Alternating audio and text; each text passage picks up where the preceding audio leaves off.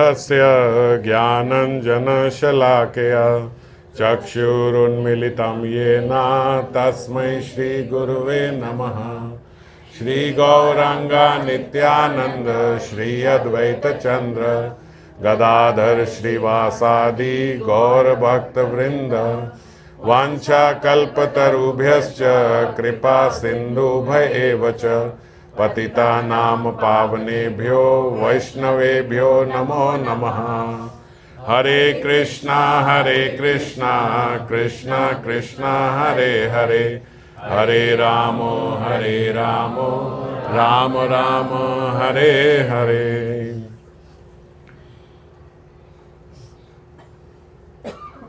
तो पिछली बारी हम लोगों ने प्रेम भक्ति चंद्रिका श्लोक संख्या 34 पे चर्चा करी थी। पिछले साल तक हमने 33 श्लोक तक चर्चा करी थी और आज से हम फिर प्रतिदिन प्रेम भक्ति चंद्रिका पे कथा करेंगे। और प्रतिदिन आप सबका भी नियम रहेगा स्वाध्याय करने का भी और श्रवण करने का भी, और मेरा रहेगा स्वाध्याय करने का और कथा करने का। तो ये अधिक मास प्रारंभ हो रहा है और अधिक मास के प्रारंभ की ही पहली कथा है। आप सबको नियम अवगत हैं। मैंने अभी वैसे अलग भी एक उसमें वीडियो में डाला है सारे नियम, लेकिन संक्षिप्त में मैं फटाफट से बता देता हूँ। सुबह सबसे पहले हमें ब्रह्म मुहूर्त में ही उठना है और हरि नाम प्रारंभ करना है सुबह उठ के। फिर उसके बाद संध्या में हमें दीपदान करना है। दीपदान का विशेष तौर से नियम रहता है। और स्वाध्याय हमारा यही रहेगा प्रेम भक्ति चंद्रिका का। हम रोज़ एक श्लोक इसका खुद पढ़ेंगे और फिर एडवांस में पढ़ लो तो ज़्यादा अच्छा है, नहीं तो सुबह कथा आ जाती है, आप कथा सुन के फिर पढ़ लो, नहीं तो पहले पढ़ के फिर कथा सुन लो, जैसे भी करके। कुछ भक्तों को ये अच्छा लगता है कि पहले हम पढ़ लें। पहले पढ़ने से वैसे स्वाध्याय जो है वो थोड़ा अच्छा होता है। जब हमने सुनी होती है और फिर पढ़ते हैं तो फिर तो पढ़ा जाता नहीं होता, ऐसे लगता है अच्छा हाँ ये सब सुना हुआ है। तो पहले अगर अध्ययन हो, अगर पहले रीडिंग हो, तो आपकी अपना जो स्वाध्याय है वो इम्प्रूव होगा, आपका अपना जो अध्ययन है वो बेटर होगा अगर आप पहले पढ़ते हो और बाद में कथा को सुनते हो। तो उसमें क्या है, आपको जो चीज़ नई समझ में आई या जो अच्छी लगी वो दोबारा फिर आप जब सुनते हो तो वो आपको ज़्यादा अच्छे से वो याद रहता है।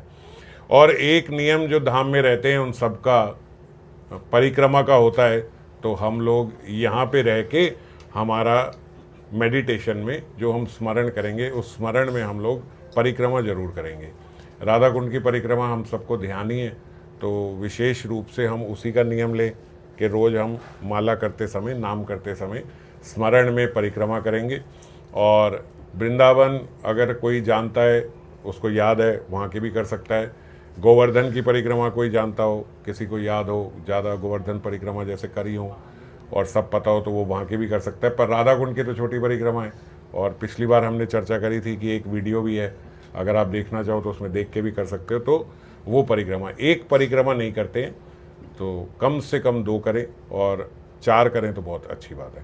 पहली परिक्रमा में समय लगता है, सब जगह दर्शन करते हुए जाते हैं, उसके बाद तो फिर जल्दी जल्दी हो जाती है, दूसरी तीसरी चौथी। तो 4 परिक्रमा करें तो ज़्यादा अच्छा है। ये थोड़ा सा इसको दे। तो और खाने पीने का विशेष तौर से ध्यान रखना, क्योंकि भोजन जो होता है वो सीधा हमारी स्मरण शक्ति को ही हैम्पर करता है। अगर आप खराब भोजन लोगे, बाहर का भोजन लोगे, तो आपकी स्मरण शक्ति कम होगी। अगर आपका भोजन अच्छा रहेगा तो जितना अच्छा भोजन होगा उतना ही आपको स्मरण करने में मदद मिलेगी। तो सुबह उठ के जब हम माला करेंगे तो सबसे विशेष तौर पे उसके स्मरण ही होगा, और स्मरण तभी अच्छा होगा जब हमारा खाना ठीक रहेगा। रात को आप टाइम से सो ही जाओगे क्योंकि सुबह जल्दी उठना ही है ना।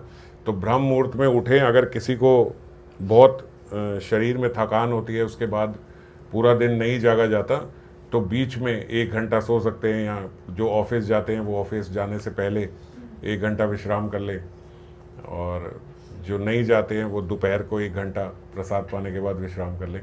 पर सुबह उठना है ब्रह्म मुहूर्त में, शाम को जल्दी सो के। तो 35वें श्लोक से हम लोग प्रारंभ कर रहे हैं प्रेम भक्ति चंद्रिका के। नरोत्तम दास ठाकुर जी कहते, पतित पावन नाम घोषणा तुम्हार श्याम, उपेखिलो नाही मोर गति, यदि होई अपराधी तथापि हो तुमी गति, सत्य सत्य जेनो सतीपति।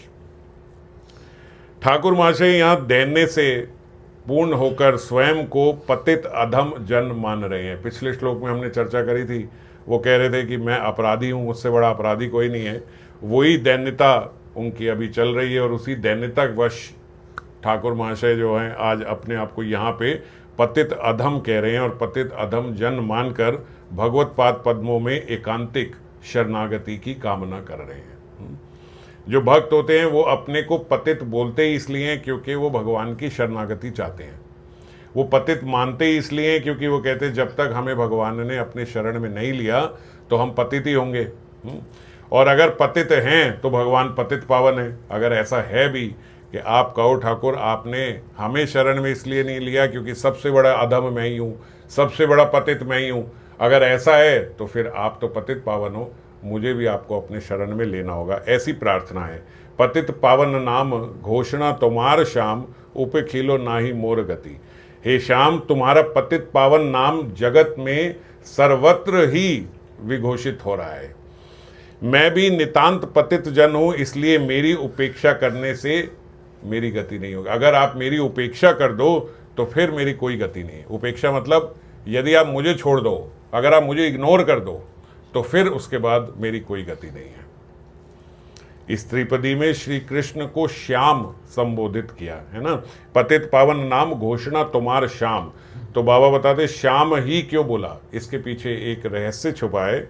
श्याम का अर्थ है श्यायते गच्छति मनो अस्मिन उन्नति श्यामः, यानी जिसका मन मेरी ओर आए उसका नाम श्याम है। श्याम क्या है? All attractive. तो जिसका मन जो है वो स्वतः उस आनंद की तरफ खिंचता चला जाए। शयते गच्छति मनो अस्मिन उन्नति, उसका मन जो है वो उस तरफ खिंचे, स श्यामः।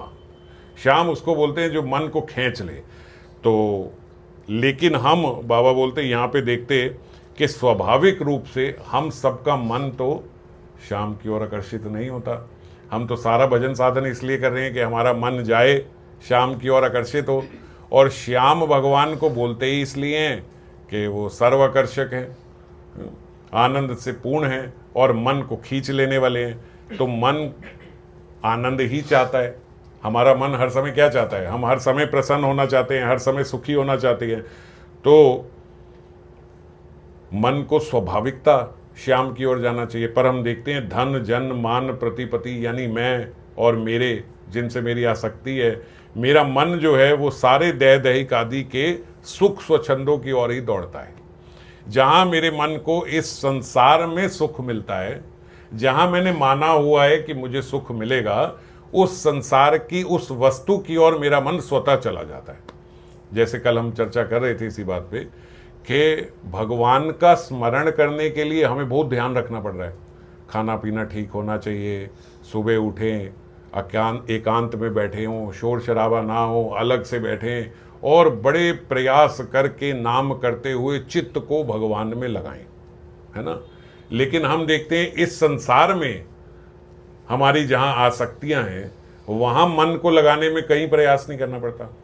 वहाँ से तो हम हटाना चाह रहे हैं तो हट नहीं रहा है, वहीं से तो हटाना चाह के भगवान को लगाना चाह रहे हैं पर भगवान में लग नहीं रहा है। और यहाँ इस संसार में लगाने के लिए हमें कोई खाने पीने को सुधारना नहीं है। यहाँ पे हमें किसी एक व्यक्ति से प्रेम हो जाए तो उस व्यक्ति के प्रति हमारा मन सर्वथा आकर्षित रहता है। हमें कुछ नहीं करना पड़ता कि हम थोड़ी देर उसका ध्यान करें, नहीं, हर समय हमें वो ध्यान आता है। हमारा परिवार जो है, हमें जो हमारे धन कमाने का साधन है, ये सारी चीज़ें हमें स्वतः ध्यान में रहती हैं। तो बाबा बोलते ऐसा क्यों? जब श्याम का अर्थ है कि वो सर्वाकर्षक है तो फिर हमारा मन यहाँ क्यों जाता है? स्वाभाविक रूप से हमारा मन श्याम की ओर क्यों नहीं जाता? हमें इस साधन भजन की आवश्यकता क्यों पड़ती है? तो हम इस विषय में अगर सोचें तो हमें बाबा बोलते समझ में आएंगी कि समस्त जीवों का मन जो है वो तो आनंद की ओर दौड़ रहा है और उसी आनंद की घनीभूत मूर्ति जो है वो साक्षात हरि हैं। जबकि क्यों भगवान को बोलते हैं रसो वही सह आनंदम ब्रह्म।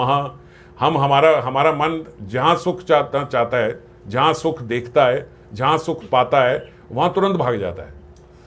तो बाबा बोलते हैं लेकिन रसो वही स तो भगवान ही है, आनंद पर ब्रह्म तो भगवान ही है, आनंद भगवान से ही आ रहा है ना। सच्चिदानंद आनंद, भगवान सच्चिदानंद है। तो आनंद की घनीभूत मूर्ति में हमारा मन नहीं जा रहा, पर इस जगत में छोटे छोटे आनंद में हमारा मन जा रहा है। तो हमें ये बात माननी होगी, वास्तव में जीव जो है वो खोज तो श्याम को ही रहा है, क्योंकि श्याम ही आनंद है। पर फिर क्या है, किंतु माया बीच में अपना एक रंगीन पर्दा लगा देती है ना। अब क्या है, उस पर्दे के पीछे श्याम है, और हम जब उस श्याम की छवि देखते हैं उस पर्दे में, तो हम उस पर्दे से आकर्षित हो जाते हैं, और मूर्खतावश हम इस पर्दे को ही सर्वाकर्षक मान लेते हैं। बात समझ में आ रही है? जैसे कोई बच्चा दर्पण में अगर मिठाई देखे, तो मिठाई जो है वो तो दर्पण में केवल उसकी छवि दिख रही है, वो मिठाई नहीं है, पर वो दर्पण की ओर ही आकर्षित होता है, क्योंकि वो तो बच्चा है। आपने पीछे मिठाई रखी और बच्चे को दर्पण में दिखाई, तो वो जीवन भर उस दर्पण में ही आकर्षित होता रहेगा कि यहाँ से मिठाई मिलेगी। पर क्या वहाँ से मिठाई मिल जाती है? नहीं मिलती। ऐसे ही इस जगत में हम जहाँ भी आनंद ढूंढ रहे हैं, वो आनंद हैं तो श्याम ही। अच्छा, आप कहो कि नहीं, मेरी तो इस जीव से आसक्ति है, मेरी तो इस व्यक्ति से आसक्ति है। उस व्यक्ति के भीतर कौन है जो आप उस व्यक्ति से आसक्ति कर रहे हो? उस व्यक्ति के भीतर से कौन निकल जाएगा तो उस व्यक्ति से फिर आसक्ति नहीं रहेगी? साक्षात हरि तो हैं। अगर हरि भीतर से निकल जाएं तो उस मृत देह से किसी की आसक्ति हो सकती है? तो जिससे हमारी आसक्ति हो रही है वास्तव में वो श्याम ही है। लेकिन हम जैसे एक बालक जो है वो आईने में मिठाई को देख के पहचान नहीं पाता कि ये असली मिठाई नहीं है, ये तो केवल उसकी छवि है। ऐसे ही हम यहाँ जीव में भगवान की जो कि छवि है उसको देख के उस जीव से आकर्षित होते हैं और सोचते ये जीव ही सर्वाकर्षक है। अगर जीव सर्वाकर्षक है तो सारे एक ही जीव से क्यों नहीं होते? सबने अपने अलग अलग प्रतिबिंब देखे हुए हैं, सबके घर अलग अलग आईने हैं, उनका अलग अलग प्रतिबिंब पड़ रहा है श्याम का, और वो उस आईने से आकर्षित हो रहे हैं। समझ पा रहे हो? तो सबके भीतर भगवान की उपस्थिति है, इसीलिए हम उनसे आकर्षित हो रहे हैं। इस जगत में जो आनंद है वो ऐसा बोलते जो भगवान के लोक में, जहां भगवान विराज रहे हैं, भगवान में नहीं, अभी उनकी तो बात नहीं कर रहे, जहां भगवान जिस लोक में विराज रहे हैं वहां आनंद का यदि समुद्र है तो उस समुद्र की बूंद की एक सीकर इस जगत में है। मानी समुद्र के जल की एक बूंद ली, वो एक बूंद भी पूरी नहीं दे दी, उस एक बूंद को भी ऐसे छिटका दिया, तो उसकी जो एक छींट पड़ी वो आनंद किसी एक जीव में नहीं है, वो एक छींट का आनंद पूरे जगत में व्याप्त है। समझ गए? मतलब बराबर नहीं, बटा हुआ। जो आध्यात्मिक जगत में भगवान जहां रह रहे हैं वहां आनंद का जो समुद्र है उसकी एक बूंद की एक छींट यदि डाल दी जाए तो वो बट गया है, वो एक छींट का आनंद पूरे जगत में बट गया है। तो हमारे एक जीव में जिससे हमारी आसक्ति है उसमें कितना आनंद होगा? हमारी मैथ फेल हो जाएगी, हम हिसाब नहीं लगा पाएंगे। उतने से आनंद को हम सोचते हैं कि इसके लिए हम सब छोड़ दें, और लोग मर भी जाते हैं, आत्महत्या कर जाते हैं। ये नहीं मिला हमें तो हम मर जाएंगे, ये नहीं मिला तो हम नहीं रह सकते, भक्ति हो नहीं हो जो भी हो बस हमें ये चाहिए। और वो कितना आनंद है और वहाँ कितना आनंद है, कोई गणना ही नहीं है। तो यही यहाँ पे बात समझाई जा रही है कि आनंद तो श्याम है, आनंद तो भगवान का धाम है, आनंद तो साक्षात भगवान है, रसो वही सा। पर छोटा सा एक रस हम लोग यहाँ देखते हैं, और जैसे बालक उस आईने से आकर्षित हो जाता है, ऐसे हम यहाँ देह से साथ वाले के जिससे हमारी आसक्ति है, या फिर पदार्थों से आकर्षित हो जाते हैं। देह दैहिक आदि का अभिमान त्याग कर यथार्थ पतित हुए बिना पतित पावन के संधान पाना अत्यंत दुष्कर है। यानी यहाँ पे ठाकुर महाशय कह रहे हैं पतित का मतलब दीन समझो। जब तक हम दीन नहीं होंगे तब तक वो पतित पावन को पाना, उनकी कृपा को पाना हमारे लिए असंभव है, अत्यंत दुष्कर है। अगर भगवान को पाना है तो हमें दीन होना होगा, अगर भगवान को पाना है तो हमें पतित मानना होगा अपने को, अगर भगवान को जानना है तो वैष्णवों को वैष्णव ठाकुर जानना होगा और उनके बीच में दैन्यता से रहेंगे, तब हमें भगवान प्राप्त हो सकते हैं, वरना अत्यंत दुष्कर है। और ठाकुर महाशय कहते, तुम्हारा पतित पावन नाम जगत में विघोषित है। ये पूरे जगत में सबको पता है कि आपका नाम एक पतित पावन भी है, पर ये तो फिर आप ध्यान रखो, अगर आपका नाम पतित पावन है और आप ही नहीं, आपके जो बहुत सारे भक्त हैं ना यहाँ पे, उन सब ने यहाँ पे ढिंडोरा पीट दिया है कि ठाकुर जी पतित पावन है।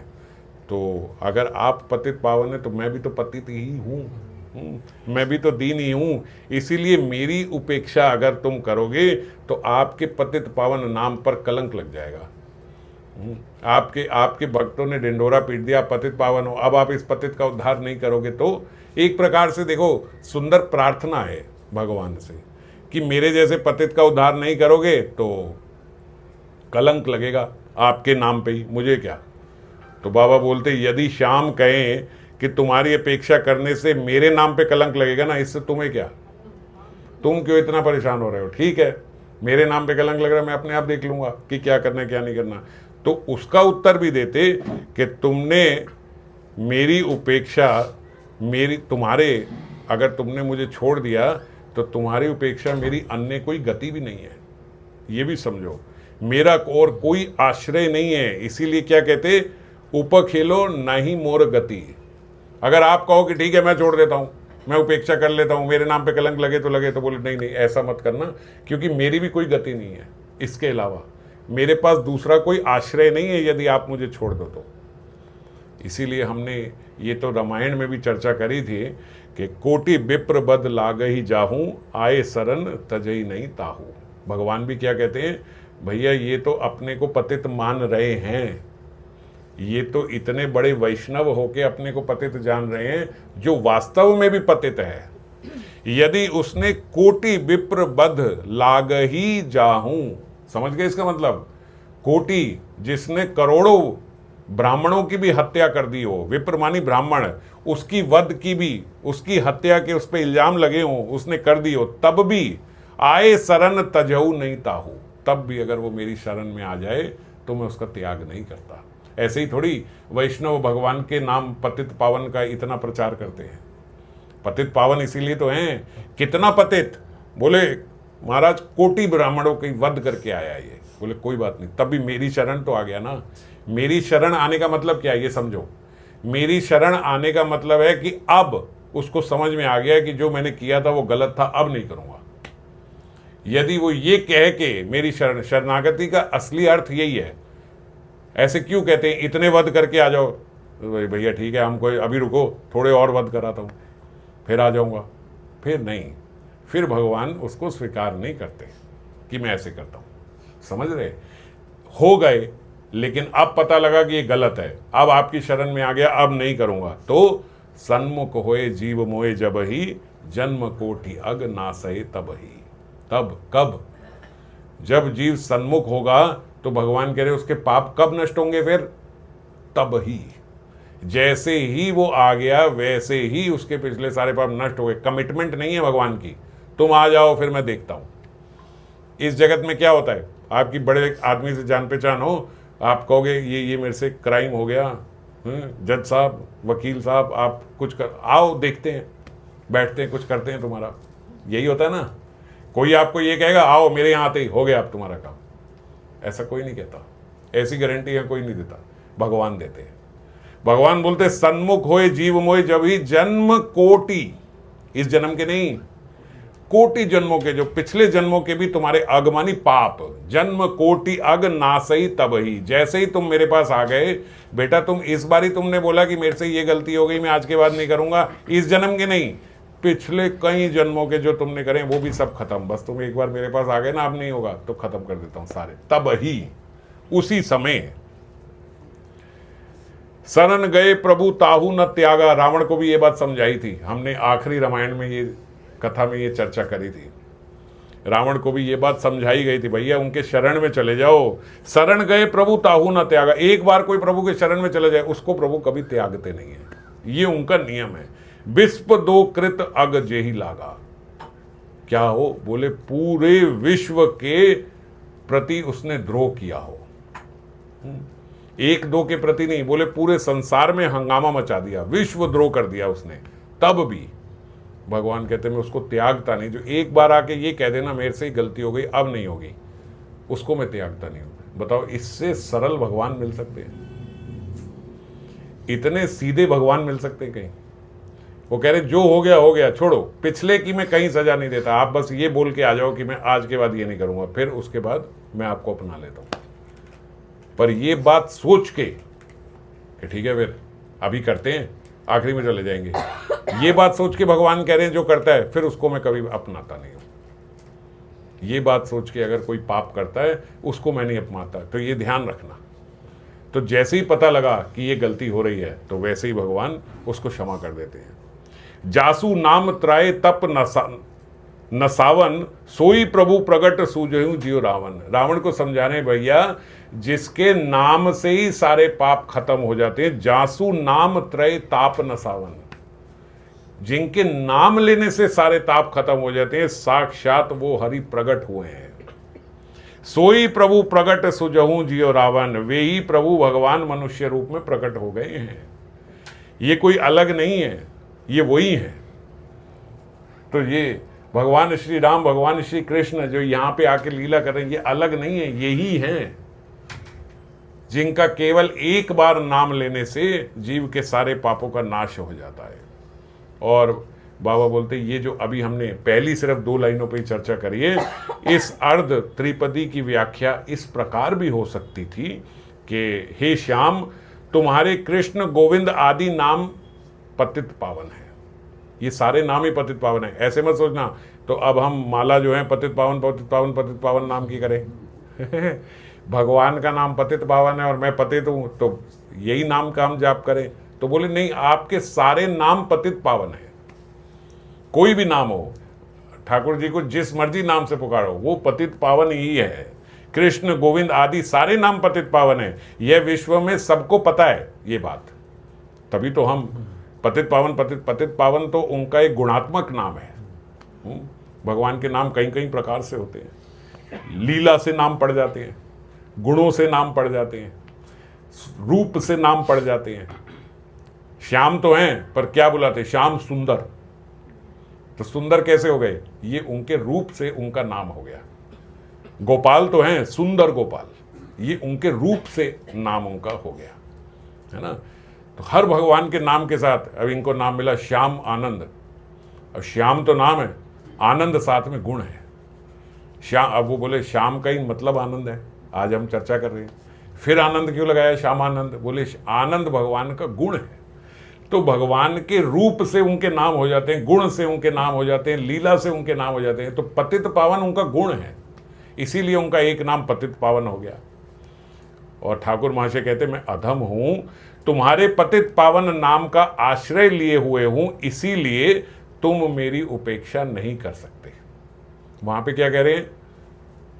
पहले क्या बोल रहे थे कि यदि आपने मेरी उपेक्षा करी तो मेरी कोई गति नहीं होगी।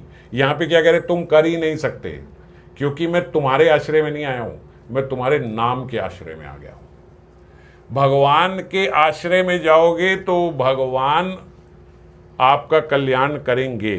नाम के आश्रय में चले गए तो कल्याण हो गया, उसमें हमें उनसे सुनना भी नहीं है। सन्मुख होय जीव मोय जबहि, जन्म कोटि अग नासई तभी। यहाँ भगवान बोल रहे हैं ना, आप मेरे पास आओ, मैं आपके पाप काट दूंगा। बोले वहाँ ऑटोमेटिक है, वहाँ आपकी वाणी इतनी भी नहीं है।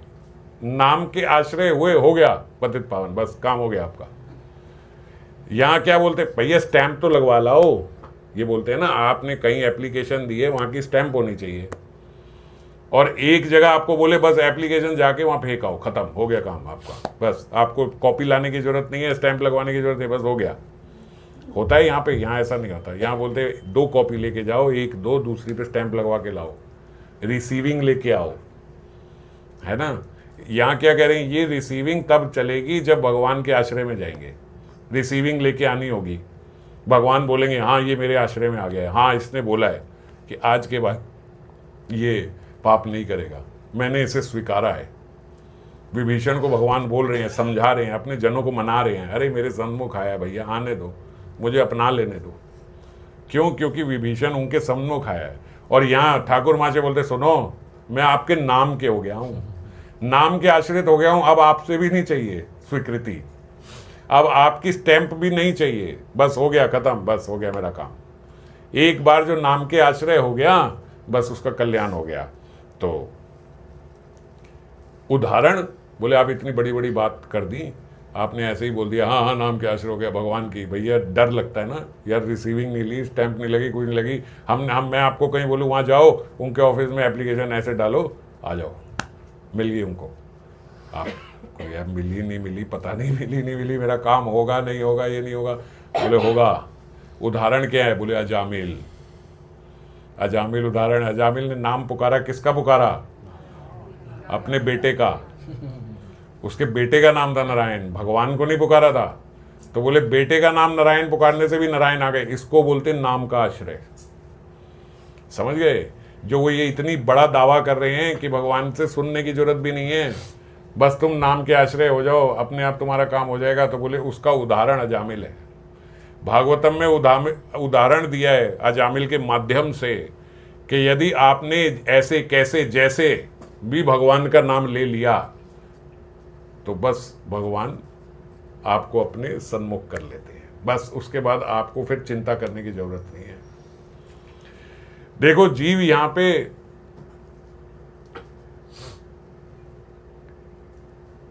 कितने पाप करता है। हम हर क्षण हम देखें तो हमारे या तो चिंतन से पाप हो रहे हैं, न क्रिया से पाप हो रहे हैं, न शब्दों से पाप हो रहे हैं। कोई ऐसा पाप नहीं है जो हम नहीं छोड़ रहे हैं। पर जो पाप हमें समझ में आते हैं, ऐसा नहीं है ना कि मैंने कहा ठाकुर जी मेरे से ये पाप हो रहा है, मैं आपके सन्मुख आ गया, आज के बाद मैं ये पाप नहीं करूँगा, आप मुझे अपना लो। ठाकुर जी अपना लेते हैं, उनका वादा है कि जो ऐसा बोलेगा उसको मैं अपना लूँगा। मैं नाम के आश्रय चला गया, मुझे ये भी बोलने की जरूरत नहीं है। हम तो और बिगड़े हुए लोग हैं, हम कहते ये भी नहीं, हम नहीं जाके बोल रहे हैं, इतना औपचारिकता कर रहे हैं, हमने सोच लिया हम आज के बाद नहीं करेंगे और नाम ले रहे हैं, बस हो गया, तब भी काम हो गया। यहाँ कह रहे हैं अच्छा चलो नाम के आश्रय हो गए, कोई बात नहीं, इतना भी नहीं तुमसे बोला जाता, ना बोलो, नहीं आते मेरे पास ना आओ, ना मेरे धाम में आना ना आओ, नाम ले रहे हो, नाम लेते हुए तुमने सोच लिया आज के बाद नहीं करूँगा। अब जो पाप आपको पता था, आपने तो केवल वो पाप सोच लिया कि मैं ये नहीं करूँगा, और पता नहीं कितने पाप हो रहे होंगे, है ना। ये तो हमें पता लगा कि ये मेरे से ये पाप हो रहा है, मैं ये नहीं करूँगा, अब पता नहीं मुझसे तो कितने हो रहे होंगे। और तो भगवान कहे यार ये कैसे इसका साइंस चलेगी, ये बेचारा सोच के आया बस मेरे से यही पाप हो रहा है, अब पाप बेचारे से पता नहीं और इससे तो कितने हो रहे हैं, अब उसका क्या करूँ। तो वो क्या बोले, वो ठाकुर बोलते जब मेरे आश्रय में आते ना वो मैं कर लेता हूँ, उसको करने की जरूरत नहीं है। एक ये आ जाए, ये एक बार ऐसा हो जाए कि मैं आ गया, बस उसके बाद मैं करूँगा। उसके बाद जीव को इसको जो वहाँ पे पार्षद आए ना, विष्णु पार्षद आए, उन्होंने यमदूतों को समझाया। उन्होंने कहा भैया बहुत पापी है ये, तुम काय के लिए आ गए यहाँ पे?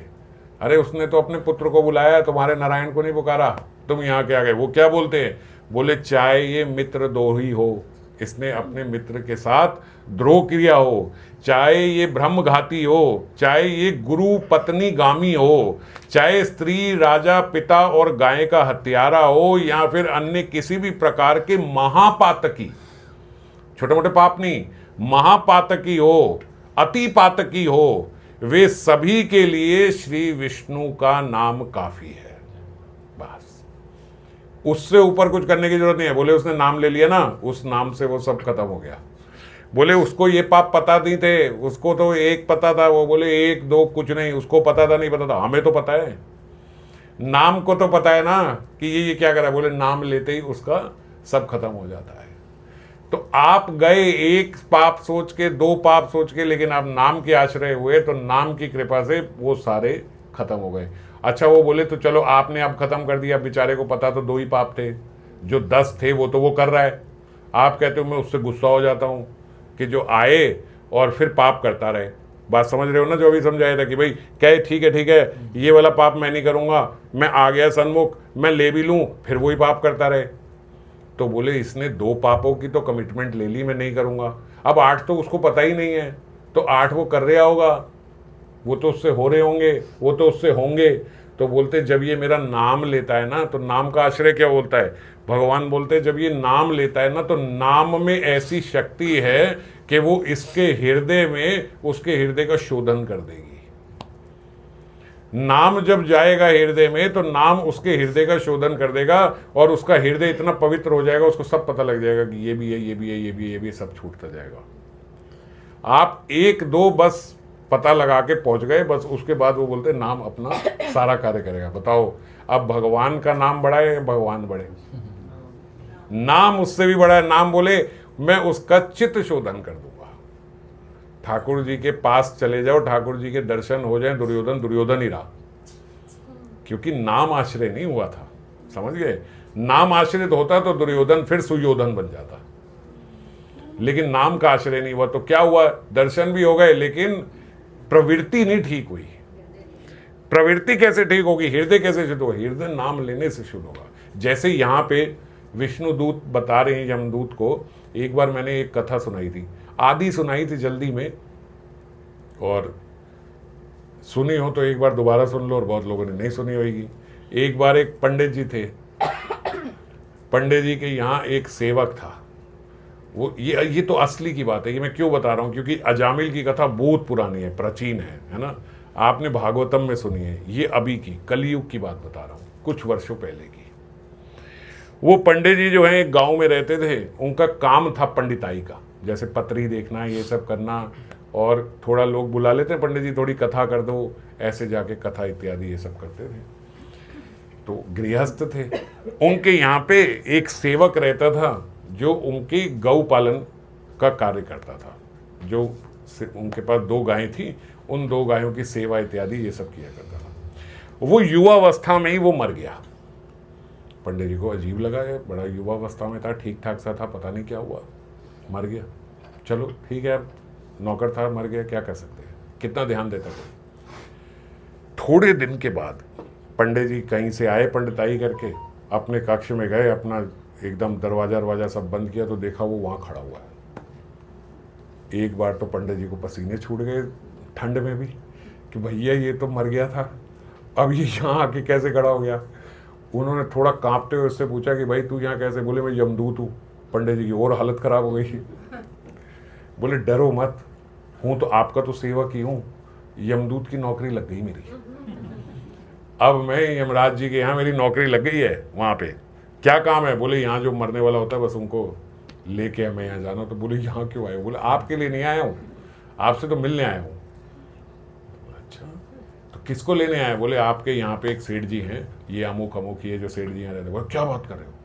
वो सेठ जी तो अभी अभी सुबह आए हैं, अपने पोते की शादी का वो सब मेरे से ही करवाया उन्होंने, कि कौन सा लगन है ये। अरे बोले महाराज आपने निकाल दिया होगा लगन, मगर होगी नहीं। जाने वाले सेठ जी तो अभी तुरंत 3 मिनट के अंदर। बोले ऐसे कैसे चले जाएंगे, वो तो एकदम ठीक है। बोले अरे मृत्यु तो बहाना कोई ना कोई ले ही रहती है। अभी देखना पंडित जी के पेट, उनके सेठ जी के पेट में बहुत तेज दर्द होगी, असहाय दर्द होगी, सहन नहीं होगी, और बस काम हो जाएगा। बात करते करते 2 मिनट हो गए। अब फटाफट टाइम होता है भाई इनका तो है। उन्होंने कहा पंडित जी को आपको बाद में आके फिर एक बार मिलूंगा। उन्होंने कहा आना जरूर एक बार ही। ठीक है, वो चला गया। अब पंडित जी को लगा कि पता नहीं, जब वो चला गया तो ऐसे लगा यार बंद कमरे से ही चला गया, कहीं दरवाजा नहीं खोला, कहीं गया नहीं, कुछ नहीं, पता नहीं मेरे का दिमाग ठीक है कि नहीं। ऐसा लगता है ना कि पता नहीं मेरे को क्या हो रहा है, हेल्यूसिनेशन हो रही है, मेरे को क्या हो रहा है। थोड़ी देर बाद भैया हल्ला उल्ला मचने लग गया। उसी सेम जगह के थे, वहीं पड़ोस में ही तो था, वहाँ हल्ला मच गया। गए, रोने वोने लगे, सब वहाँ पे देख रहे। पंडित जी ने पूछा क्या हुआ? बोले सेठ जी तो, बोला सच में चले गए? बोले सुबह तो आए थे, क्या हुआ? जान के पंडित जी ने पूछा क्या? बोले पता नहीं क्या हुआ, खाना खाया उसके बाद अचानक बहुत तेज पेट दर्द हुआ, बड़ी असहाय अवस्था में बस शरीर छोड़ गया। ओहो, पंडित जी ने कहा वो सच में यमदूती था ये जो हमारे यहाँ था। अब पंडित जी ने उसे बोला था कभी आना मिलना। अब जब आसपास में फिर किसी का, तो वो आ जाता पंडित जी के पास। हाँ जी पंडित जी, अब मिलता ज़्यादा नहीं था, बस 2-3 मिनट मिलता था, क्योंकि तो उनका तो समय ऐसे है ना कि बस समय के समय में लेके जाना, एकदम एक सांस फालतू नहीं होनी चाहिए।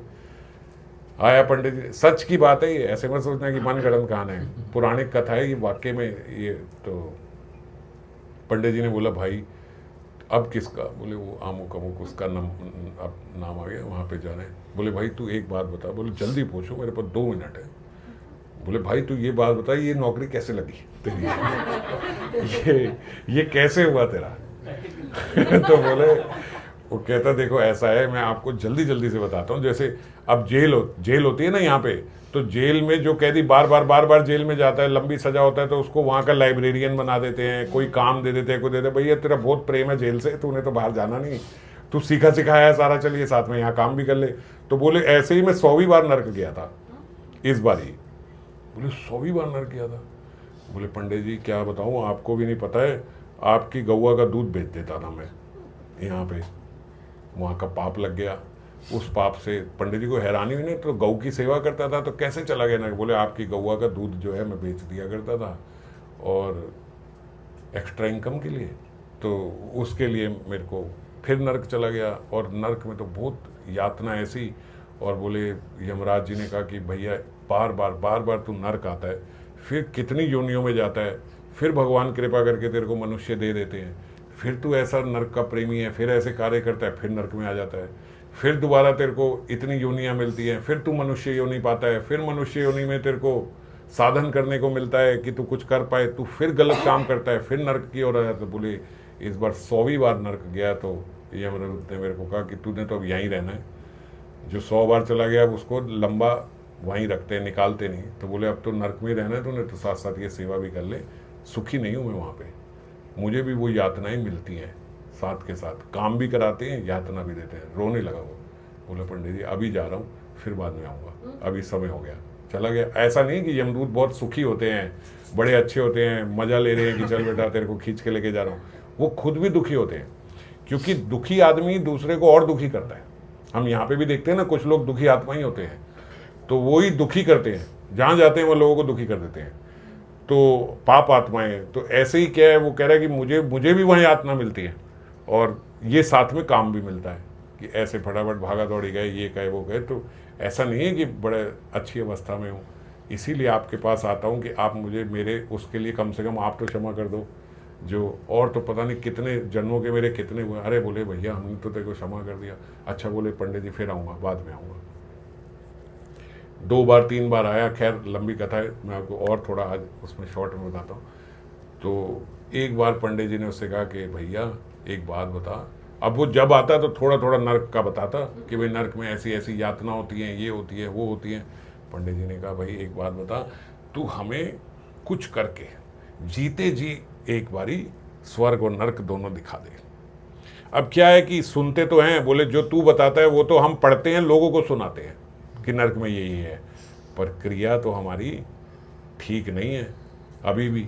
ऐसा तो नहीं है कि भाई हम भगवत प्राप्ति कर जाएं, जबकि हम खुद कथा करते हैं, खुद शास्त्रों से पढ़ते हैं। तो एक बारी अगर जीवित उसमें देख लूँ तो होता है ना, हम कहें कि अगर अभी ऐसे देख लें तो जरा होश ठिकाने आ जाएगी, और लोगों को भी, मेरा तो काम है कथा करना, और प्रचार करूँगा, लोगों को भी समझाऊंगा, तो बहुत लोगों का कल्याण होगा। थोड़ी सिफारिश लगा दो। उसने कहा पंडित जी संभव नहीं है, मगर कभी बात करूँगा, मौका लगा तो। बोले हाँ कभी जब खुश हों यमराज जी तब एक बार। अब एक समय आया, यमराज जी ने यमदूत को बोला कि भाई तुम अच्छे से सेवा कर रहे हो, तुम्हारा कार्यकाल यहाँ ख़त्म होने वाला है नर्क में, तुमने सेवा भी सही करी और अब इतनी यातना लिए, कम से कम अब सुधर जाना। अब जब मनुष्य देह मिलेगा तो ऐसा कोई कार्य मत करना कि आपको वापस यहाँ आना पड़े। मैं आपकी सेवा से भी प्रसन्न हूँ और आपका व्यवहार भी अच्छा है, अब जाओ और ठीक से ऐसा कार्य मत करना कि फिर यहाँ मेरे पास आना पड़े। और कुछ मांगना चाहते हो? अब जब उसको नर्क से ही भेज रहे हैं तो नार्किक जीव क्या और क्या चाहेगा, वहाँ से भेजें। उसने मांग लिया, उसने कहा हाँ एक हमारे पंडित जी हैं जिनकी मैं ऐसे ऐसे जिनके प्रति अपराध करके यहाँ आया था, और वो एक बार चाहते हैं कि जीते जी स्वर्ग नर्क देख ले। यमराज जी हंसने लगे, बोले बड़ी अजीब डिमांड है भाई, ऐसे कैसे हम जीते जी किसी को दिखा देंगे स्वर्ग नर्क। बोले वो पंडित जी हैं, वो कहते हैं हम प्रचार भी करेंगे और लोगों को भी सचेत करेंगे कि कोई यहाँ ना आए, अगर हमें एक बार दिख जाए तो सबको स्वर्ग का ही रास्ता दिखाएंगे, फिर उसके बाद आप एक बारी।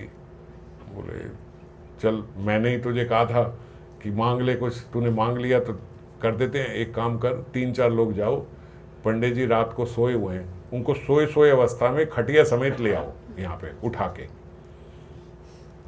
ठीक है जी।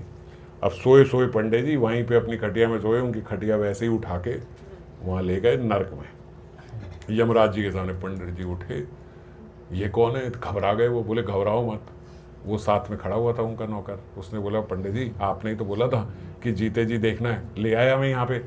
ये सामने यमराज जी खड़े हैं। यमराज जी ने बोला हाँ जी। बोले महाराज बहुत डर लग रहा है यहाँ पे आके तो, लेकिन हाँ देखना चाहता था एक बारी, मेरी इच्छा थी ऐसे ऐसे, फिर मैं लोगों को प्रचार भी करूँगा। सब पहले तो एडवर्टीजिंग करते हैं ना कि हाँ मैं प्रचार भी करूँगा, मैं सबसे करूँगा।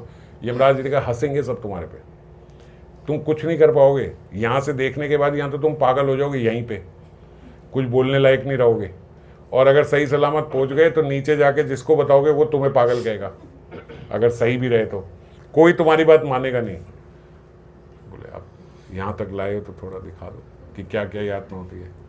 अब वो महाराज बोलने का आसान है, इसी कमरे में बैठ के बढ़िया इस चमाचम जगत में हम ठीक ठाक बैठे हुए, कोई क्या ये देखने, हम कहे हाँ यार हम भी थोड़ा एक बार देखने की कोशिश करें। पर जब वहाँ पहुँच जाएं तो वहाँ तो महाराज सब चीख रहे हैं, चिल्ला रहे हैं, बहुत गंदी यातनाएं हो रही हैं और बहुत गंदी स्मेल, खून की, पीव की और इसकी, मल की, मूत्र की, सब यही सब भरा हुआ है। आप समझ लो, आप कहो कि मुझे देखने जाना, और देखने क्या गए, एक बहुत बड़ा गंदा नाला जिसमें पस भरी हुई है, खून भरा हुआ है, और वहीं जिसका खून गिर रहा है उसके पास पीने के लिए और कोई ऑप्शन नहीं है, वही है। वहीं उसका मल त्याग भी हो रहा है, वहीं मूत्र त्याग भी हो रहा है, और जब खाना और पीना है तो यही है, और कुछ अलग से खाने। ओह पंडित जी ने कहा तो ये तो मेरे से देखा नहीं जा रहा, मुझसे ये तो यहाँ रुका भी नहीं जा रहा, रहा भी नहीं जा रहा, मुझे यहाँ से ले चलो। बोले पंडित जी 28 प्रकार के नर्क हैं, अभी तो आपने पहला देखा है, आपने कहा था पूरा नर्क दिखाना, अभी आपको दिखाएंगे।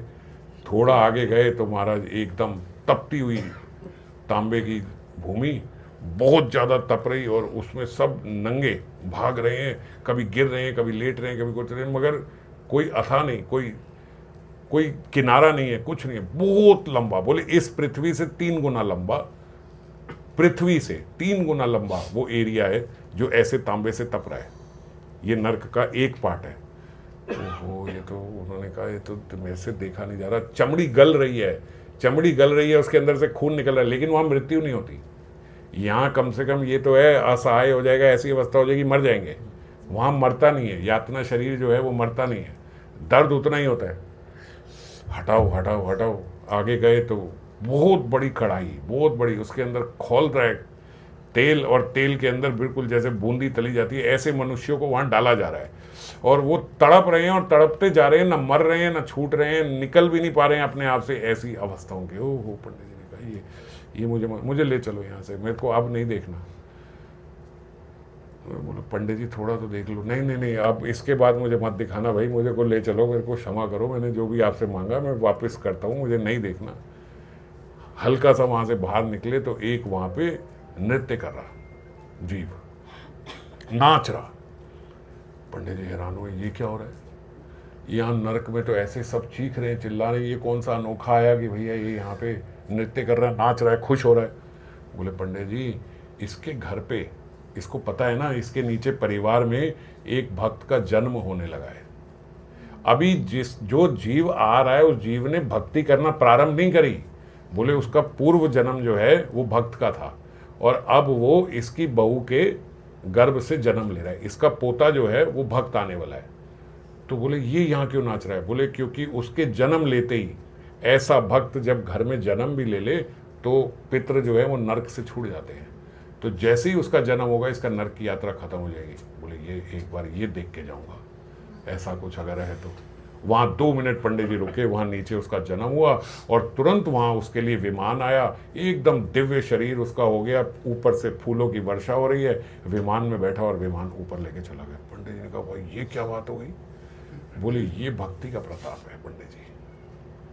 पंडित जी ने कहा थोड़ा साइड होके मुझे बताओ कैसे ऐसे हमारे कर्म हो, ऐसे कृत्य हो, ऐसा हम क्या करना चाहें, क्या करें कि हम नरक में ना आए कभी भी। ऐसा उस बालक ने क्या किया जिस बालक के जन्म लेते ही यहां से चला गया।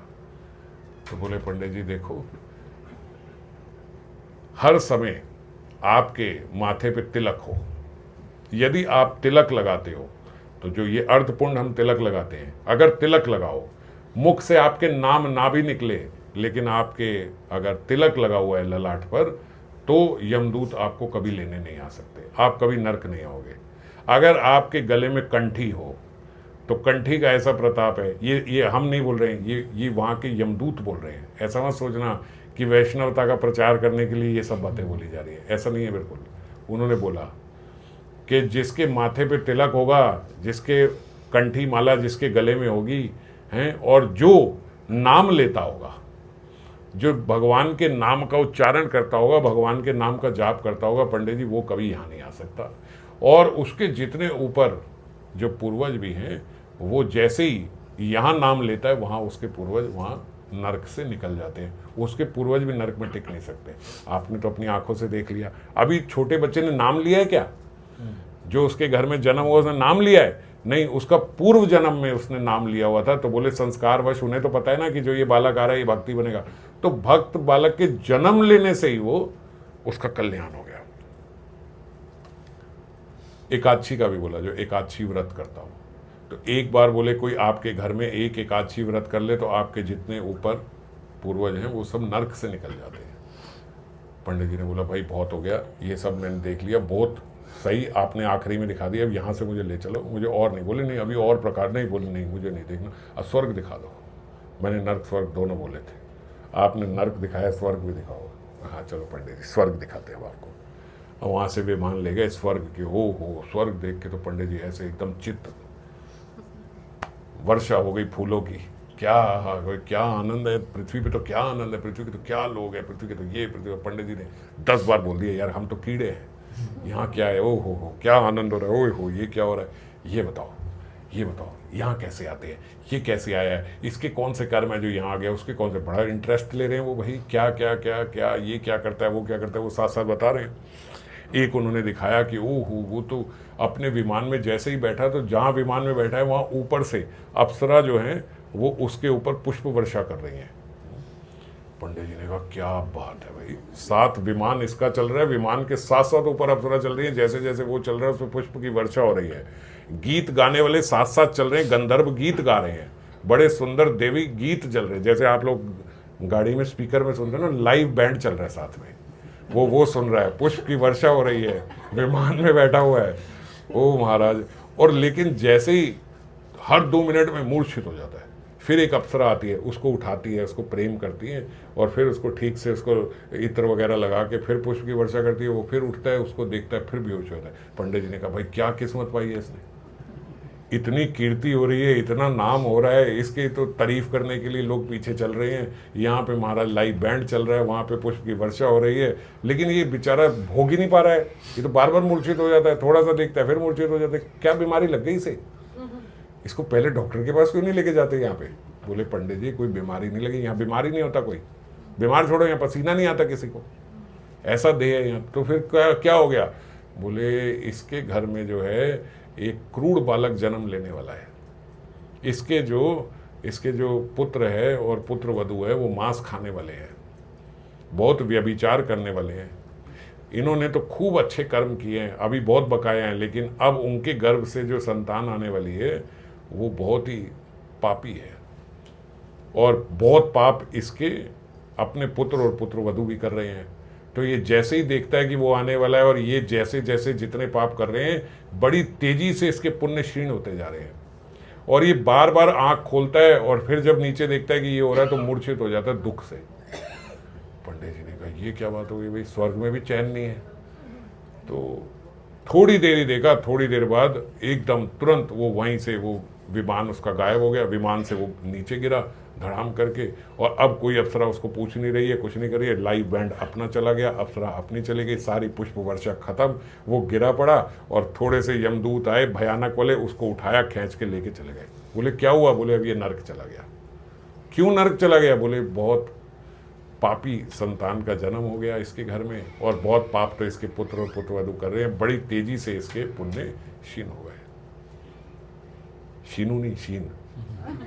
तो उन्होंने कहा अच्छा ये भी बड़ी विचित्र बात है भाई, पहले तो मुझे ये बताओ, आदमी इतना अच्छा कर्म करके बेचारा अपने तो सही सही करके पुण्य करके वहाँ पहुँचा, अब ये लड़का लड़की बिगाड़ देते हैं उसका काम सारा वो फिर नीचे गिर गया, तो ये क्या स्वर्ग हुआ?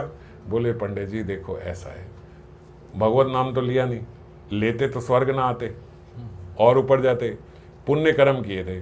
अब पुण्य कर्म करते हुए जीव की आसक्ति हटती थोड़ी है अपने परिवार वालों से, तो जिनके साथ आपकी आसक्ति है उनके कर्मों का भोग भी आपको करना पड़ता है? जैसे आप छोटे से उदाहरण से समझो, अगर किसी से मेरी बहुत आसक्ति है और वो बीमार हो गया तो मुझे दुख होगा कि नहीं होगा? है ना? तो अब बीमार तो वो हो रहा है, मेरे कर्म तो नहीं है, लेकिन मेरे को उसके भी कर्म भोगने पड़ते हैं। जो बीमारी वो भोग रहा है उसी का वो दुख मुझे भी भोगना पड़ेगा। किससे? आसक्ति की वजह से। अब हम उसको हॉस्पिटल लेके जा रहे हैं, दुखी हो रहे हैं, उसके जैसे 100 मरीज और लेटे हुए हैं, उनसे हम दुखी नहीं हो रहे हैं। तो क्या है? आसक्ति है। समझ में आ गई ना अब कैसे? तो बोले आसक्ति का दुख और सुख भोगना पड़ता है। तो चाहे कोई नर्क में जाए चाहे कोई स्वर्ग में रहे, परिवार वालों से नीचे आसक्ति तो रहती है, उसी आसक्ति के कारण उसका भोग करना पड़ता है। अब परिवार से आसक्ति है, परिवार वाले गलत काम कर रहे हैं, तो ये स्वर्ग से नीचे चला गया, वहाँ उसके परिवार में एक भक्त ने जन्म ले लिया तो वो नर्क से ऊपर चला गया। पंडित जी ने कहा भाई अब मुझे स्वर्ग भी नहीं देखना, ये भी सब खतरनाक ही है काम, आप मुझे यहाँ से भी हटाओ। अब क्या करें? बोले आप तो मुझे नीचे ले चलो, मुझे बस ये बता दो, एक बार लास्ट यमराज जी से मीटिंग करा दो, मेरा अभी तक तो कुछ नहीं है हिसाब किताब कि मेरे को नर्क स्वर्ग आना पड़े, है ना? जैसे हम बोले आगे तो अब समझ गया, पिछला तो नहीं है कोई बकाया। तो यमराज जी के पास गया, यमराज जी मैं तो बस आखिरी बस निकल रहा हूँ यहाँ से, आप मुझे ये बता दो कि मैं तो नर्क नहीं आऊँगा। बोले बिल्कुल आएगा बेटा। पंडित जी की हालत खराब हो गई। बोले आएगा? बोले हमने ऐसा तो कोई काम नहीं किया, हम तो कथा करते हैं, ये सब करते हैं, लोगों का एस्ट्रोलॉजी देखते हैं, ये सब करते हैं, ऐसा क्या करा मैंने, मैं तो ईमानदारी से सब करता हूँ। बोले ना ना ना, आप एक बारी अपनी चप्पल बनवाने गए थे, वो चमड़ा लगवाया आपने अपनी चप्पल में, वो जो चर्मकार था, जो मोची था, उसने बोला पंडित जी इतने पैसे हुए, आपने अरे हमसे पैसे लेगा, हम तो पंडित हैं, पंडितों से थोड़ी पैसे लेते हैं, ये करते हैं वो करते हैं, बड़ी वाक चातुरी करके आप उससे अपनी चप्पल बनवा लाए, और आपने 2 पैसे थे उसके, सिर्फ वो 2 पैसे नहीं दिए आपने, उसके लिए आपको नर्क आना पड़ेगा। बोले नर्क क्यों आना पड़ेगा? बोले क्योंकि वो चर्मकार भी नर्क में ही है। अब उसका हिसाब किताब करने के लिए कहाँ जाओगे? यहीं आओगे वापस। पंडित जी ने कहा यमराज जी आखिरी अपील है, उस चर्मकार से मुझे अभी मिला दो, मैं अभी अपना बकाया करता चलता हूँ, मेरा क्या हिसाब किताब है। ले गए उसके पास। चर्मकार ने बोला देखो पंडित जी आपने मेरा लिया था उस समय चमड़ा, अब यहाँ आपकी भारतीय करेंसी तो चलती नहीं है नर्क स्वर्ग में, अब तो नहीं चलेगी, अब तो 2 के 10 पैसे दो तब ना चलेगी, यहाँ चलती ही नहीं, क्या करें? बोले चमड़े के बदले चमड़ा। भाई जो लेना ले ले। बोले वही 2 पैसे का चमड़ा, जितना आपने लगवाया था उतना ले लूँगा। पंडित जी पीछे पीठ करके खड़े हो गए, उसने पीठ में से काट के चाकू से वो चमड़ा पंडित जी का निकाल लिया, रख दिया। अब दर्द तो बहुत हो रही है हमें सुन के भी, मगर पंडित जी को ज़्यादा दर्द नहीं हुई। उन्होंने कहा भाई जो मैं देख रहा हूँ उससे बहुत बेटर है कि मेरा यहीं पे चमड़ा निकाल के कहा। यमराज जी से पूछा और कोई? बोले नहीं और तुम्हारा कोई नहीं। बोले अब तो नहीं आना होगा? बोले अब नहीं आना होगा। ठीक मैं जाऊँ? हो जाओ। पंडित जी वैसे के वैसे ही नीचे खटिया समेत आए थे, खटिया समेत सोते सोते एक रात में सब दिखा दिया। सुबह पंडित जी उठे, ऐसे लगा स्वप्न था, वहीं सोए हैं वहीं उठे, इतने में सब दिखा दिया उनको। अब जब पंडित जी उठे तो ऐसा हो गई यार मैं तो क्या स्वप्न देखा, और जैसे स्वप्न ऐसे सोच रहे हैं कि स्वप्न देखा तो हाय ओए पीछे क्या हो गया, देखा तो वो तेरी पीछे तो बहुत बड़ा घाव है। घर वाले आए, सब देखा तो ओह पीछे तो पूरा मांस हमारा इतना सा कट जाए तो स्टिचेस लगाने पड़ जाते हैं, और वहाँ पे तो उनके हालत ख़राब हो गई, इतना बड़ा चमड़ा निकाल रखा है। जल्दी से सब डॉक्टर वॉक्टर को बुलाया, ये करा। पंडित जी को बोला क्या हुआ ये? बोले वो ना मेरे को रात को ऐसे ऐसे नर्क में लेके गए थे। वो बोले पागल हो गया ये तो, बेचारा ऐसे नहीं सिर्फ मांस ही गया, कहीं गिर गिरा गया, सिर पे भी चोट लग गई है इसके। अब कोई ये बोले मैं रात को नर्क में गया था, यमराज जी ने कहा था चप्पल जुड़ाई थी, वो चप्पल जुड़ाने का चमड़ा उन्होंने मैंने निकाल दिया था, पागल हो गया है। सपना देखा है कोई? बोले सपना है ये जो मेरी चमड़ी निकल गई। बोले तो गिर गए थे कहीं, सिर पे भी लग गई है। पंडित जी ने कहा यमदूत जी ने मेरे को पहले ही यमराज जी ने बता दिया था, सब पागल ही कहेंगे, कोई समझेगा नहीं। उन्होंने कहा भैया आज के बाद सब खत्म, ना मैं किसी को समझाऊंगा, ना मैं किसी के पास जाऊंगा, ना मैं कोई पाठ करूंगा, ना मैं किसी के लिए कुछ करूंगा, ना किसी का भविष्य, ना किसी का कुंडली। अब तो मैं अपना बैठ के बस राम राम राम राम नाम जपूंगा और यही करूंगा आजीवन। बोलते उसके बाद वो एक ही कक्ष में बैठे रहे, नाम जपते रहे और उसके फल उपरांत उनको भगवत प्राप्ति हो गई पंडित जी को। अब ये देखो, मैं आपको ये बात इसलिए बता रहा हूं कि सब देख के भी नाम का ही आश्रय लिया जाए। नाम का ही आश्रय बचता है जीव के पास जब वो सब देख लेता है ना, ये पूरी दुनिया। अब समझदार कौन है? जो उनको देख के समझ जाए।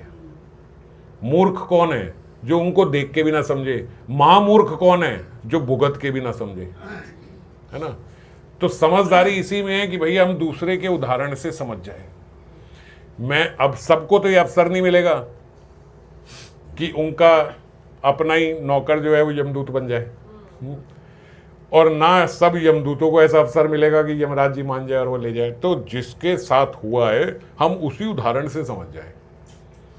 आप देखते हो भैया, हम हिल स्टेशन जा रहे थे, वो वहाँ एक गाड़ी गई, वहाँ पहाड़ी गिर गई, तो आप क्या कहते हो? चल मैं भी गाड़ी ले जाके देखता हूँ पहाड़ी गिरती है कि नहीं गिरती, ऐसे कहोगे? आप कहोगे नहीं भैया मत जाओ, वहाँ पहाड़ी गिर रही है, वहाँ मत जाओ, है ना, दूर रहो, अभी नहीं जाना इस समय।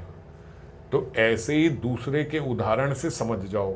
जो व्यक्ति, और यही यहीं कलयुग की कथा है, यहीं की बात है, जो व्यक्ति यहाँ पे रह के सब देख के आया है, स्वर्ग भी देख के आया है, नर्क भी देख के आया, और नर्क की ये जो यातनाएं हैं बिल्कुल मैच करती हैं। मैंने आपको पहले बताई हैं ये सारी, गरुड़ पुराण जब पढ़ रहे थे तब उसमें से मैंने आपको सब बताई थी कि ये सब उसमें लिखा है।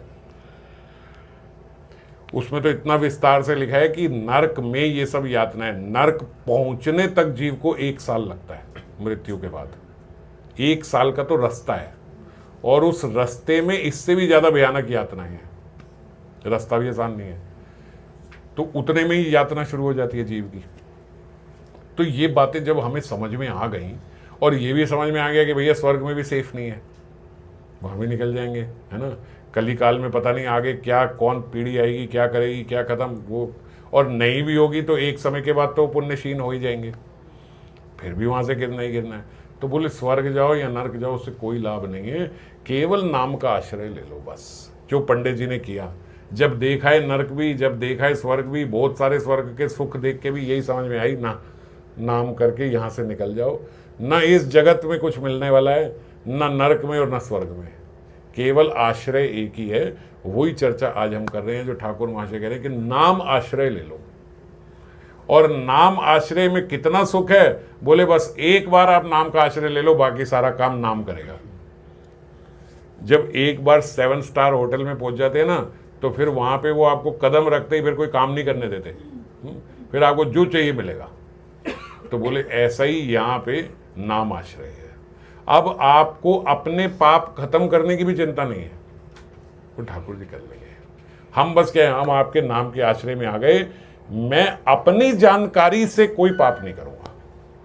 जितनी जानकारी मेरी है, जितनी समझ मुझे है, मैं उतनी समझ से कोई पाप नहीं करूंगा। ये होता है भगवान का आश्रय लेना। और एक बार भगवान का ये आश्रय ले लिया तो भगवान बोल रहे हैं फिर मेरा नाम जो है वो पतित पावन है, वो नाम उसका कल्याण करेगा।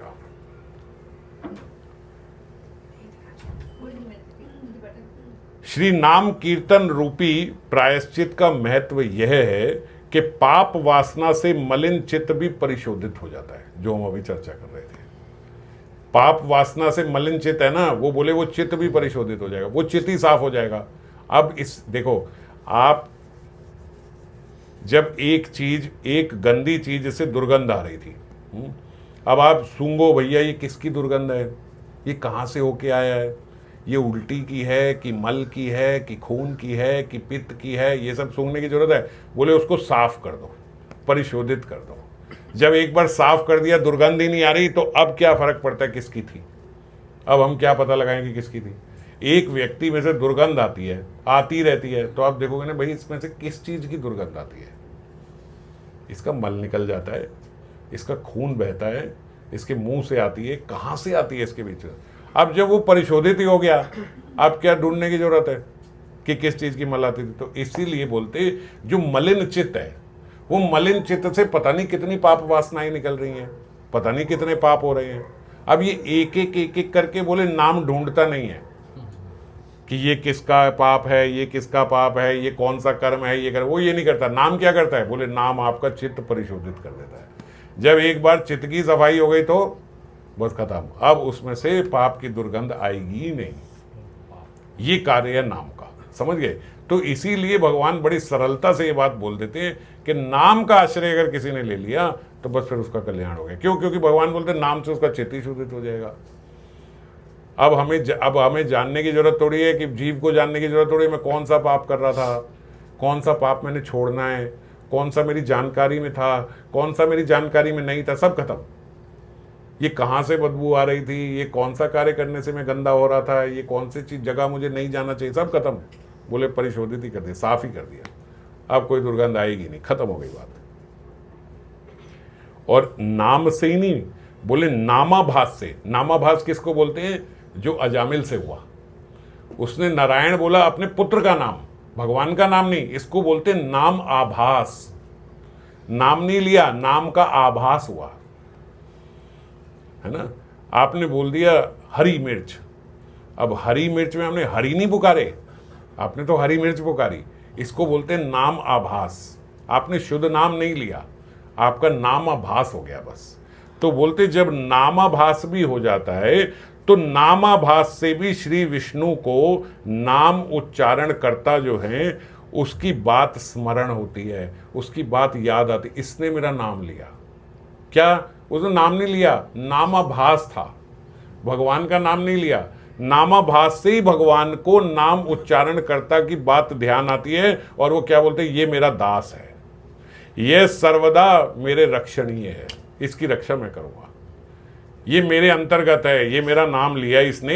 ऐसी मति का उदय हो जाता है भगवान विष्णु के अंदर, ठाकुर जी के अंदर ऐसी मति उदय हो जाती है केवल हमारे नामाभास से। अभी हमने नाम लिया नहीं है, इसीलिए भगवान नाम में बोलते जो पतित पावनता है, जो ये गुण है पतित पावनता, ये गुण या ये जो शक्ति है ये अन्यत्र किसी में भी संभव नहीं है। हो सकती है किसी में ऐसी कि आप उनको पुकार भी नहीं रहे हो, आपकी इंटेंशन भी नहीं है उनको पुकारने की, बस नाम आपने ऐसा ले लिया, तो वो ठाकुर जी कहते हैं वो नामाभास से भी मैं ऐसा मानता हूं कि ये मेरा है। और प्रभु में यदि, ठाकुर भाष्य कह रहे हैं, अगर मैं यदि अपराधी हूं तब भी तुम ही मेरी एकमात्र गति हो, ऐसी मेरी प्रार्थना भगवान से होनी चाहिए। तुम अपराध क्षमा ना करोगे तो मेरा और कौन उपाय है? तो क्या बोलते इस श्लोक में, देखो आखिरी में क्या बोलते ठाकुर महाशय, सत्य सत्य जेनो सती पति। जैसे एक सती होती है, सती कौन होती है? बोले जिसको अपने पति के अलावा किसी का आश्रय नहीं है। जब वो अपने पति से माफी मांगती है तो बोले पति माफ कर ही देता है, और कहाँ जाएगी, और कोई इसके पास आश्रय नहीं है। मैं माफ नहीं करूंगा तो यहीं मर जाएगी, लेकिन कहीं किसी और का आश्रय नहीं लेगी। तो बोले वैसा पति जो होता है वो सती को क्षमा कर देता है, क्योंकि कहीं और उसका आश्रय है ही नहीं। तो पतिव्रता किसी के पास नहीं जाती। ऐसे ही वो बोलते मैं सती हूं, ठाकुर महाशय कह रहे, और आप मेरे पति हो, मेरे पास और कोई आश्रय नहीं है। आप बोलो नहीं लूंगा, नहीं एक्सेप्ट करूंगा, तो भी मैं यहीं बैठा हूं। आप ले लो तो भी मैं यहीं बैठा हूं। आप कहो तू अपराधी है, महाअपराधी है, महापातकी है, तो भी मैं यहीं बैठा हूं। आप कहो तू मेरा अपना है, तुझे अंदर ले, तो भी मैं यहीं बैठा हूं। मैं कहीं और जाने वाला नहीं हूं। पर वही अगर पत्नी सती ना हो, व्यभिचारिणी हो, वो ऐसे कहे कि ठीक है माफ करो करो, नहीं तो और भी लोग हैं। महाराज आप अकेले तो हो नहीं, और भी बहुत लोग हैं, मेरी और भी कंपनी है, मेरी और भी एसोसिएशन है, मैं कहीं और भी जा सकती हूँ, तुम देख लो। अगर ऐसा हो तो क्या भगवान माफ करेंगे? तो इसीलिए यहाँ पे ये बात क्यों बोल रहे हैं?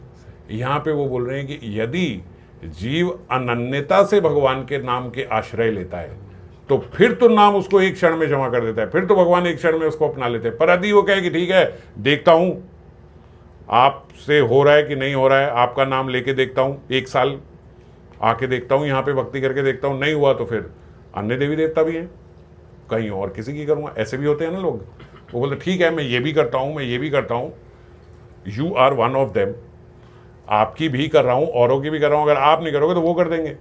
तो फिर बोलते भगवान ऐसे को नहीं अपनाते, फिर जाओ जहां आपको लगता है दूसरा आश्रय है वहां चले जाओ पहले।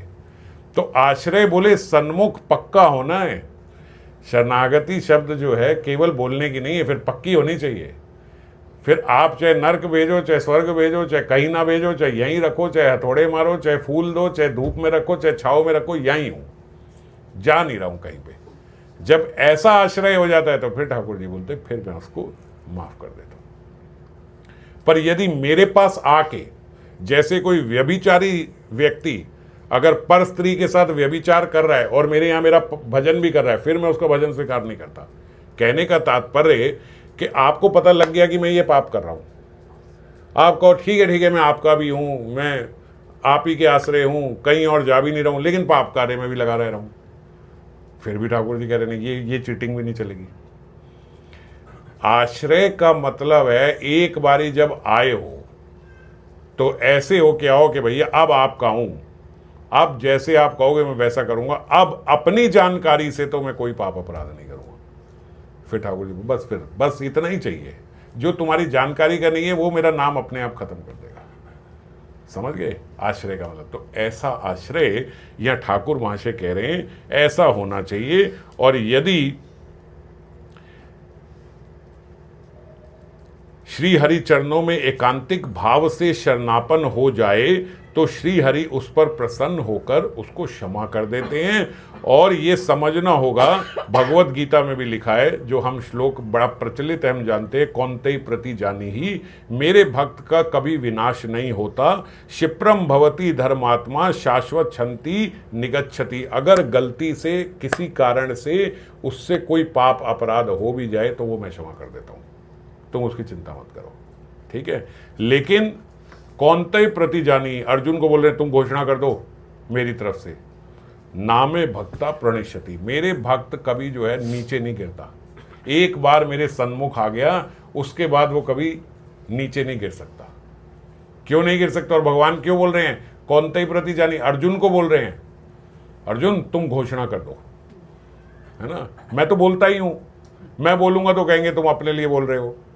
भक्त बोलता है तो जल्दी बात मानी जाती है ना। इसलिए भगवान भक्त को बोलते तुम घोषणा कर दो, तुम्हारी वाणी मैं रखूंगा।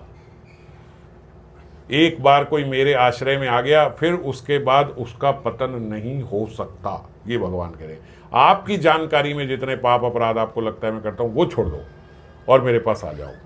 आप अपनी जानकारी से कोई व्यभिचारी मत करो, बस उसके बाद जो और कोई होगा वो मेरा पाप जो है, वो मेरा नाम जो है वो उसका आपके चित्त को शोधित कर देगा, आपके चित्त को साफ सफाई कर देगा, और बाकी जितनी चीज़ें हैं वो सब वासनाएं वो उसके अंदर से हटा देगा। आपको उसके लिए कुछ करने की जरूरत है, ठीक है। कितना सरल है भगवान का नाम, कितने सरल है भगवान और कितना सरल है भगवान का नाम। तो इसीलिए ठाकुर महाशय कह रहे हैं मैं पतित हूँ, मैं अदम हूँ, पर आपके नाम के आश्रय में हूँ। जो मर्जी जो कोई कहता रहे मैं ये हूँ, मैं वो हूँ, मैं हूँ, पर मैं आपके नाम के आश्रय में हूँ। मैं अपनी जानकारी से तो कुछ नहीं कर रहा हूँ, अपनी जानकारी से कुछ नहीं कर रहा हूँ। इसका प्रमाण दे रहे हैं मैं तो सती हूँ। जैसे सती अपने पति के साथ रहती है ऐसे ही मैं आपके साथ हूँ कि मेरे केवल आप हो, बस और कोई नहीं, और कोई मुझसे गलत कार्य में करने ना हो। अब आप देख लो फिर ठाकुर जी क्या कहते हैं, अब बस मेरा काम है, अब तुम्हारा काम भी नहीं है, तुम यहाँ आ गए, हो गया। तो इसी आश्रय से, इसी आश्रय में हमें रहना चाहिए, इसी भरोसे से हमें रहना चाहिए। कभी ये ना तो मेरा कुछ होगा कि नहीं होगा, कभी मुझे मिलेंगे कि नहीं मिलेंगे, बोले ये सब बात नहीं करने की जरूरत है। ये आप देखो कि आपने जो आश्रय लिया है वो कलंकित तो नहीं है, आपका आश्रय पक्का है कि नहीं है। अगर आश्रय पक्का है तो फिर ये मत सोचो, फिर टेंशन मत लो होगा कि नहीं होगा, ये होगा कि नहीं होगा। ये तो आप भगवान की फिर वाणी में संशय कर रहे हो। अरे ठाकुर जी बोल रहे हैं कहीं स्टैंप लगवाने की भी जरूरत नहीं है महाराज जी, बस आप जाओ। आपने नाम लेना शुरू कर दिया, आपने कहा नहीं करो, बस खत्म, हो गया, हो गया, होगा नहीं, हो गया, बस काम हो गया आपका, आप नाम ले रहे हो, बस हो गया। और कोई गलती फुलती से थोड़ा बहुत कुछ हो जाए, भगवान करे, वो भी मैं देख लूँगा, कोई चिंता मत करो, ये सब मैं ख़त्म कर दूंगा। कोई गलत काम करता होता है भक्त, भगवान उसको करने नहीं देते, ठीक करवा देते हैं, ये नहीं कर पाएगा। वक्त परेशान होता है, दूसरे लोग इतना गलत कर देते हैं, उनको कोई कुछ नहीं कहता, हम जरा सा करते हैं, महाराज हमारे पीछे पुलिस दौड़ जाती है, यहाँ से ये आ जाएगा, वहाँ से वो आ जाएगा, यहाँ से ये रुकावट आ जाएगी, अव्वल तो करने ही नहीं देते, और गलती से कर जाए तो महाराज यहाँ तो बाहर से नहीं तो भीतर से उसके चित्त में इतनी चीज़ें डल जाएंगी, इतना परेशान होता है भक्त, कहते नहीं करूँगा यार आज के बाद, इतना मन इतना दुखी कर दिया। तो ये किसका करते हैं भगवान? अपने भक्तों का करते हैं, बाहर वालों का नहीं करते। बाहर वाले बड़े खुश होते हैं प्राप्त करके, आओ आज खाएंगे दाल मखनी और रोटी, आज जो काम करके आया हूँ ना मैं, कोई नहीं कर सकता, मैं अपनी चालाकी से करके आया हूँ। बाहर वाला जीव ऐसे सोचता है, वो कर देता है, वो करता जाता है, वो करता जाता है, वो बढ़ता जाता है, और फिर अंत में नर्क जाता है। यहाँ भगवान अपने लेके बैठे हैं, जैसे वो कहते हैं ना, ये छोटा बालक है मेरा, नारद जी को जैसे उन्होंने बोला, तो जो छोटा बालक है उसको बोलते हैं इसका ध्यान मैं रखता हूँ। वो कहीं भाग रहा होगा, मैया उसका हाथ पकड़ लेती है, वो पैर चलते रहेंगे, वो ऊपर वहीं उसको पकड़ा हुआ है, ऐसे ही खड़ा रहेगा, जाने नहीं देंगे उसको, जितना मर्जी तड़प ले, रो ले, बिलक ले, वो नहीं जाने देंगे, है ना। ऐसे भगवान ध्यान रखते हैं अपने भक्तों का। तो ऐसे हो जाओ बस, है ठीक है, हम आपके नाम के आश्रय में हैं, अपनी जानकारी से कुछ गलत नहीं करेंगे, ठीक है। बाकी आपको कुछ गलत लगता हो तो आप हटवा लेना वो गलत चीज़, बस इतने हो जाए। आज के श्लोक में ठाकुर महाशय बस यही बता रहे हैं, स्त्रीपति बस तो नहीं है, मगर वो इतना बता रहे हैं कि उनके बताने में ये बस कहना पड़ता है कि आज बस इतना बता रहे, आगे और बताएंगे। जय श्री राधे।